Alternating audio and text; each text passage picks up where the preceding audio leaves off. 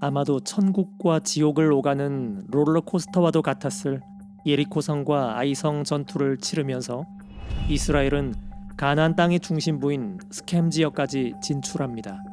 바로 여기서 여호수아는 모세가 신명기 유언으로 남긴 축복과 저주 예식을 이행합니다. 이제부터 본격적인 싸움이 시작되기 전에 이스라엘은 먼저 모세 지시에 따라 하느님께 제사를 드린 것이죠. 한편 가나안 민족들의 상황은 어땠을까요? 예리코가 무너졌다는 소식에 겁에 질린 가나안의 민족들은 서로 연합해서 함께 이스라엘에 맞서 싸우기로 결정합니다. 그런데 한 가지 문제가 발생합니다. 히위족에 속한 기브온 주민들이 배신을 한 것입니다. 기브온은 강력한 세력이었음에도 불구하고 도저히 이 싸움에 승산이 없다고 판단하여 남몰래 이스라엘에 투항합니다. 그도 그럴 것이 기브온은 예리코와 아이성에서 겨우 하룻길을 떨어져 있는 곳에 있었기 때문에 분명히 자신들이 이스라엘의 다음 목표가 될 것이라고 생각했겠죠.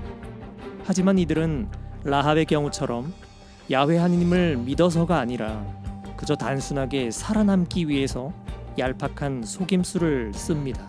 자신들이 가나안 민족이란 것을 이스라엘에게 들키지 않기 위해서 일부러 비루한 옷차림으로 다가가 마치 멀리 사는 민족인 것처럼 행세한 것입니다.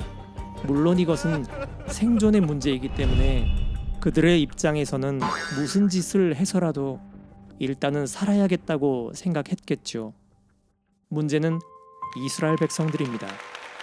주님께 여쭈어 보지도 않고 그들의 말만 듣고는 구원 공동체의 일원으로 덥석 받아들였다는 겁니다. 왜 그랬을까요? 기브온 주민들은 스스로 이스라엘의 종이 되기를 자처했다는 점을 생각해보면 이스라엘이 성급한 판단을 내렸던 이유는 바로 탐욕 때문이었음을 짐작해 볼 수 있습니다. 그렇다면 이스라엘은 무슨 근거로 그런 판단을 내린 걸까요? 신명기 규정에 보면 가나안 민족이 아닌 경우는 전쟁에서 승리한 뒤에 얻게 되는 것들을 전리품으로 삼아도 된다는 규정이 있습니다. 하지만 이들은 가나안에 사는 히위족에 속했기 때문에 이 예외 규정에는 적용되지 않는다는 것이 중요하죠. 가나안 민족들에게는 완전 봉헌물, 즉 헤렘 규정이 적용되기 때문에 오직 전멸의 대상일 뿐이었습니다. 결국 이 문제는 영적 식별의 문제입니다. 이스라엘은 주님께 묻지 않았다는 것이죠. 하느님의 일에 있어서 자의적인 판단은 특히 탐욕과 같은 은밀한 본능에 쉽게 휘둘리기 때문에 하느님의 일을 그르치게 됩니다. 결국 3일 만에 그들의 속임수가 발각되면서 이스라엘은 발칵 뒤집어집니다. 하지만 아무리 속아서 하게 된 불의한 계약이라도 하느님께 드린 약속은 반드시 지켜야 한다는 것이 이스라엘의 생각이었습니다. 그래서 기브온 주민들을 해치지 않고 구원 공동체 일원으로 살려두게 됩니다. 그들은 나무를 패는 일과 물 깃는 일을 하며 살게 됩니다. 이들은 자신들의 목숨을 부지하려고 그것도 자신들의 악습을 버리지 않은 채로 하느님께 다가왔기에 자신들의 작은 신앙에 합당한 조처, 다시 말해 겨우 구원을 받는 정도로만 남게 된 것이죠. 나중에 가나안 정복이 마무리되었을 때 이 기브온 사람들의 땅은 베냐민 지파에게 배당이 됩니다. 그리고 베냐민 지파에 유입된 기브온의 후손들 가운데에서 이스라엘의 첫 번째 임금인 사울이 태어날 것입니다. 자, 이제 상황이 어떻게 전개될까요? 기브온이 이스라엘에 투항했다는 소식에 겁에 질린 아모리족 출신 5 임금들이 힘을 모아 배신자 기브온을 치기로 작정합니다. 이에 놀란 기브온은 급히 이스라엘의 도움을 요청합니다. 이스라엘 입장에서는 이것은 청천벽력 같은 소식이었을 겁니다. 왜냐하면 시간을 두고 차례로 각계 격파한다면 모를까 이번처럼 한꺼번에 5 민족이나 상대해야 하는 상황은 처음이기 때문이죠.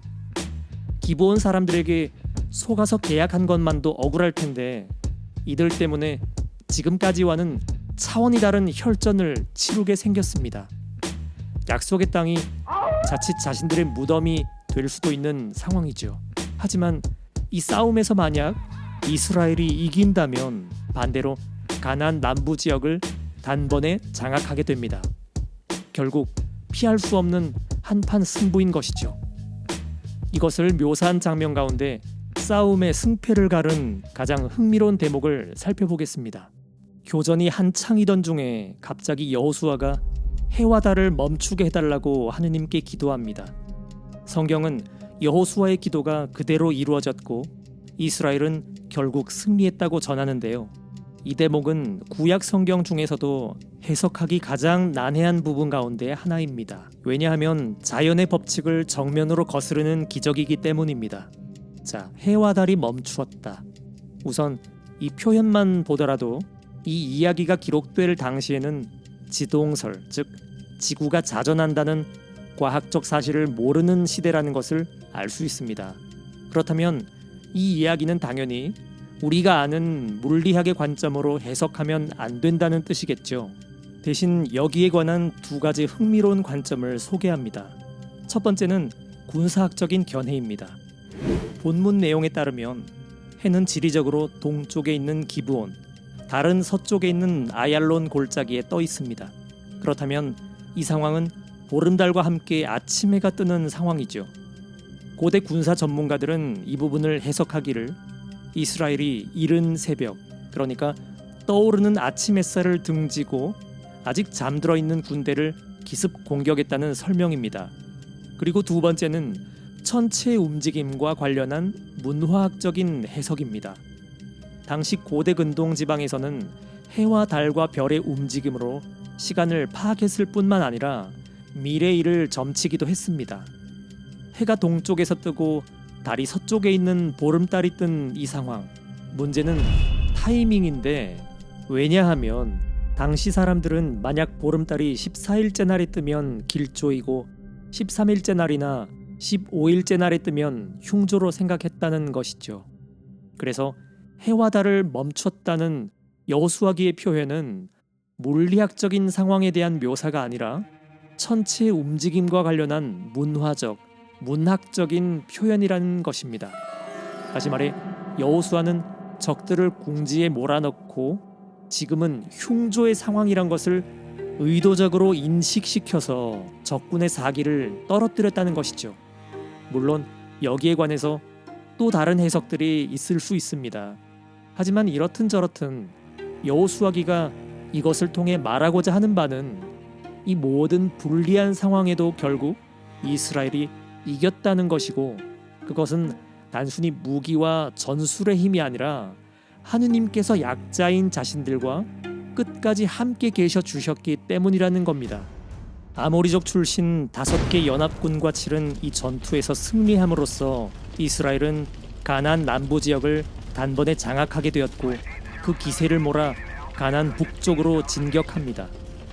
남부 지역이 괴멸했다는 소식에 경악한 가나안의 북쪽 임금들은 그들 중 가장 큰 세력이었던 하초르 임금 야빈을 중심으로 연합합니다. 당시 실존했던 하초르 성은 예리코 성보다도 훨씬 큰 규모의 성이었다는 점만 생각해 보더라도 이들은 지금까지 이스라엘이 싸워온 그 어떤 상대들보다도 강력한 상대였습니다. 게다가 이들은 당시로서는 첨단 무기인 기병과 병거까지 소유하고 있었죠. 북부 연합군은 그렇게 완전 무장한 채로 메롬산 정상에서 흘러나오는 물가에 진을 치며 어서 이스라엘이 올라오기만을 기다리고 있었습니다. 하지만 이들보다 훨씬 약세였을 이스라엘이 이들을 상대로 전면전을 벌이는 것은 자살 행위나 마찬가지였겠죠. 그래서 이스라엘은 이번에도 허를 찌르는 선제 공격을 감행합니다. 이 싸움에서 펼쳐진 새로운 전술은 말의 뒷다리 힘줄을 끊고 병거들을 불에 태움으로써 적군이 자랑하는 기동력을 무력화시키는 것이었는데, 이러한 기습 공격이 성공하게 되면서 상대 전열은 완전히 무너졌습니다. 여호수아는 뿔뿔이 흩어져 도망치던 각각의 적군들을 끝까지 추격하여 차례차례 무너뜨립니다. 가나안 북부 연합군과 싸운 이 싸움은 사실 단번에 끝난 것이 아니라 오랜 기간에 걸쳐 이루어진 장기전이었습니다. 하지만 이스라엘은 끝까지 물러서지 않았고 결국 가나안의 중부와 남부에 이어 마지막 북부까지 점령함으로써 드디어 가나안 일대 전체를 손에 넣게 됩니다. 여호수아기는 이 모든 승리의 비결은 오로지 주님의 지시대로 했기 때문이었다고 계속해서 강조합니다. 그리고 이렇게 점령한 가나안 땅을 지파별로 각각 상속 재산으로 나눠주면서 드디어 가나안에서의 모든 전쟁이 끝났다고 선언합니다. 이어지는 12장에서는 점령 지역 총정리입니다. 그동안 이스라엘이 점령한 모든 지역들이 열거되는데요. 여기서의 핵심은 모세가 점령한 요르단강 오른쪽 땅과 여호수아가 점령한 요르단강 왼쪽, 즉 가나안 땅으로 구분한다는 것입니다. 자, 이렇게 여호수아기의 전반부인 가나안 땅 점령 이야기가 마무리됩니다. 이후부터는 여호수아기 후반부인 정복한 땅을 분배하는 이야기가 길게 이어집니다. 13장에서는 미처 점령하지 못한 땅을 소개하면서 요르단강 동쪽 땅을 분배하는 이야기가 나옵니다. 14장에서 21장까지는 요르단강 서쪽 가나안 땅을 분배하는 이야기입니다. 다시 말해 모세 때 점령해서 미리 땅을 분배받은 지파들을 제외하고 나머지 모든 지파들이 땅을 분배받는 이야기입니다. 이어서 22장에서는 요르단강 동쪽의 가족들을 놔두고 가나안 정복에 참여했던 세 지파의 병력들 르우벤, 가드, 므낫세 반쪽 지파의 장정들이 드디어 가족들이 기다리는 요르단 동쪽으로 돌아가는 이야기입니다. 마지막 23장과 24장은 여호수아의 유언과 스켐 계약 이야기입니다. 스켐은 가나안 땅의 중심에 위치한 지역으로서 어깨라는 뜻을 가지고 있는데요. 왜냐하면 북쪽으로는 에발산이 있고 남쪽으로는 그리짐산을 두고 있어서 마치 양쪽 어깨처럼 보인다고 해서 붙여진 이름입니다. 예로부터 식수가 풍부하고 가나안의 남북을 이어주는 요충지였던 스켐은 나중에 남북 분열 이후에 북왕국의 첫 번째 수도가 되었을 정도로 이스라엘 역사의 중심지 가운데 하나였습니다.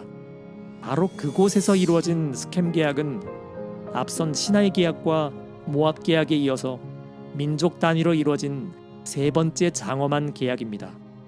세 번의 계약 모두 오직 한 분이신 하느님만을 섬기고 그분 말씀에 따라 살아가기로 약속하는 내용을 담고 있지만 앞선 지난 두 번의 계약과는 또 다른 스켐 계약만의 특징이 한 가지 있습니다. 그것은 바로 순수 이스라엘 백성들만이 참여한 계약이 아니란 것입니다. 스켐 계약의 당사자 가운데에는 기브온 사람들처럼 가나안 정복과 정착 과정에서 합류한 여러 다른 민족들도 있었다는 것이죠. 그러므로 이들을 하나로 묶어줄 특별한 예식, 야훼 하느님을 따라 살기로 맹세하는 그런 예식이 필요했을 겁니다.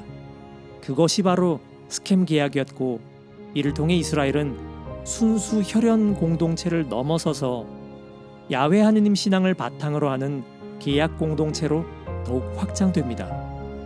자, 지금까지 살펴본 모세오경과 여호수아기의 초점이 하느님의 백성을 형성하고 그들이 살아갈 땅을 찾아 나선 것이라면 지금부터 흘러갈 이야기의 초점은 더 이상 땅 자체가 아닙니다.